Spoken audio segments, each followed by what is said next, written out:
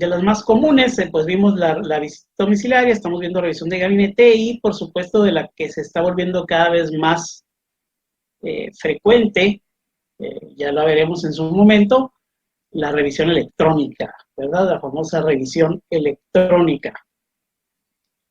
El gusto es mío, Héctor. Qué gusto que saber de ti, que nos acompañes. Saludos, Yanni. Saludos. De aquí de Hermosillo, Sonora. Pues les decía, la semana pasada vimos la visita domiciliaria, ¿verdad? Todos los requisitos, en dónde se llevaba a cabo, cuándo se suspenden los plazos, en fin. Hoy vamos a ver esta revisión de gabinete o de escritorio, pues el nombre, pues ahora sí que de batalla o como se le conoce, ¿verdad?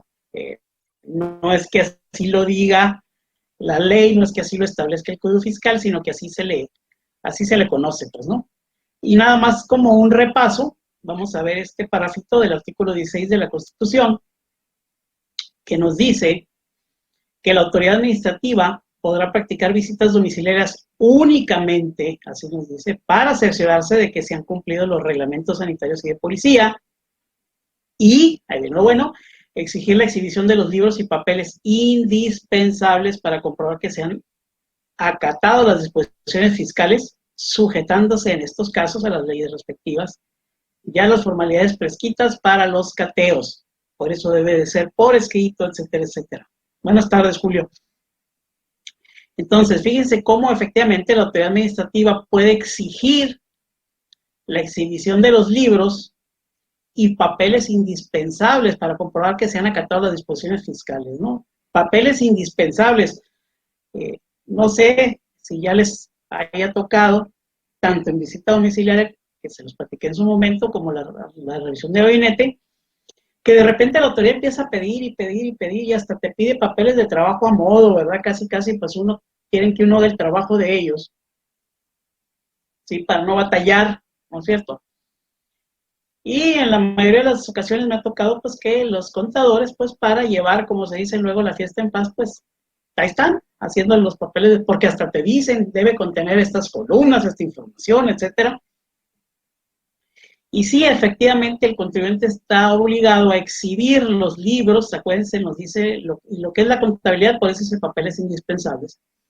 Y el Código Fiscal nos dice pues, qué parte o qué documentos son los que forman parte o que integran la contabilidad, ¿verdad? Y ciertamente dentro de la contabilidad pues están los papeles de trabajo, ¿no? Los papeles de trabajo para la determinación de los impuestos, ¿no? Ya sean mensuales, ya sea los papeles de trabajo para la declaración anual, en fin, pero los papeles de trabajo que nosotros elaboramos, no los que la autoridad quiere que elaboremos para facilitarles el trabajo, ¿sí? Buenas tardes, Manuel. En ese sentido, por eso pongo este párrafo aquí, ya lo habíamos visto, como repaso dice papeles indispensables, porque luego te dicen quiero el papel de trabajo así, ¿no? Y ya nos dicen cuántas columnas que debe tener, todo eso, pero nunca nos señalan qué relación guardan con la revisión que se está practicando, ¿verdad? Pues bien, la revisión de gabinete tiene su origen en el artículo 42, fracción segunda. Ya sabemos, artículo 42, pues cuáles son facultades de las autoridades fiscales para efectos de que puedan verificar que los contribuyentes están cumpliendo con las disposiciones fiscales y aduaneras. En su caso nos dice determinar las contribuciones omitidas, si las hubiera, o los créditos fiscales, así como para comprobar la comisión de delitos fiscales y para proporcionar información a las autoridades fiscales. Y viene una serie de atribuciones, de facultades, como ustedes saben. La segunda es la revisión de gabinete, que nos dice esta fracción, requerir a los contribuyentes, por eso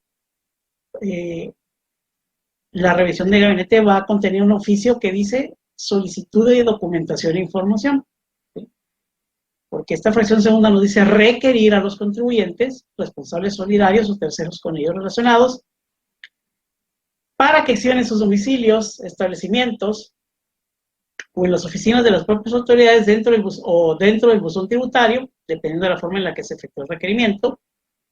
La contabilidad, ¿sí? Así como para que proporcionen datos, otros documentos, ¿verdad? O sea, adicionales a la contabilidad, es lo que nos pueden requerir con esta revisión de gabinete, documentos, informes, que sean necesarios para llevar a cabo dicha revisión, ¿sí? Entonces, dice requerir a los contribuyentes, responsables solidarios o terceros con ellos relacionados que exhiban documentación. En este caso es para que la lleven a las oficinas de la autoridad, ¿sí? Que exhiban, dice. ¿Correcto? Que la exhiban. Y en ese sentido, pues hay varias vertientes, ¿no? Hay quien dice, bueno, es nomás exhibir, llevar, exhibir, en fin. Y otros dicen, no, pues no dice proporcionar, ¿no? Dice que exhiban. Entonces, a diferencia de la visita domiciliaria, pues esta revisión se lleva a cabo en el domicilio de la autoridad, ¿sí? Y lo que viene siendo el desahogo de este procedimiento de revisión, pues lo tenemos en lo que viene siendo el artículo 48 del Código Fiscal. Si recuerdan, vimos visita domiciliaria, que artículo 43, 44, ¿no? 45, 46, 46A, 49, 50, meten ahí en el 48 lo que viene siendo la revisión de gabinete, que nos dice que cuando las autoridades fiscales soliciten de los contribuyentes, responsables solidarios o terceros, informes, datos o documentos, o pidan la presentación de la contabilidad o parte de ella, para el ejercicio de sus facultades de comprobación fuera de una visita domiciliaria, se estará a lo siguiente. Entonces vamos a ver en qué consiste este procedimiento de revisión de gabinete, ¿no? La solicitud de documentación, información o de la contabilidad, etcétera, se va a notificar al contribuyente de conformidad con lo establecido en el 134 del presente ordenamiento, ¿sí?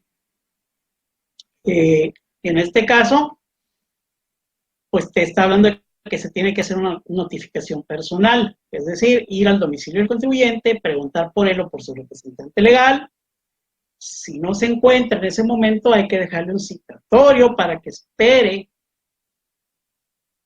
a este notificador el día y la hora en que se señala el citatorio para efectos de notificar este documento, ¿sí? Ya habíamos platicado que mediante criterios el Poder Judicial de la Federación ha determinado que en el citatorio se tiene que establecer que es para la notificación, no nomás ponen notificación del oficio fulano y ya, ¿no? Emitido por, no. Tienen que poner de qué se trata en este caso, ¿no? Que es solicitud de información y documentación. ¿Por qué? Porque el interesado, el contribuyente, nosotros particulares o el representante legal, en caso de una persona moral, pues debemos de conocer para qué nos citaron, ¿sí? Y dice ese criterio el Poder Judicial para que pueda decidir el contribuyente si atiende la diligencia o no, ¿sí?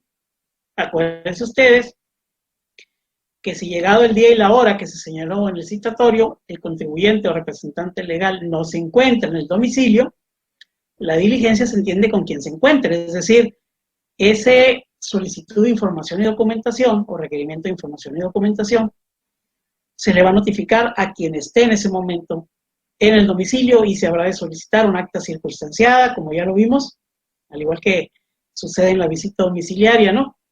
De la notificación. ¿Por qué? Porque pues no se puede estar eternamente esperando. Si no, imagínense, pues nunca se presenta uno, ¿verdad?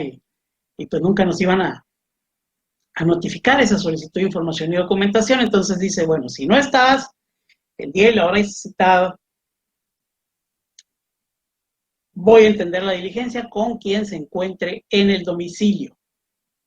En la solicitud, en ese documento, en esa solicitud de información, se indicará el lugar y el plazo en el cual se debe proporcionar los informes o documentos, ¿sí? Tienen que decir que deberán proporcionar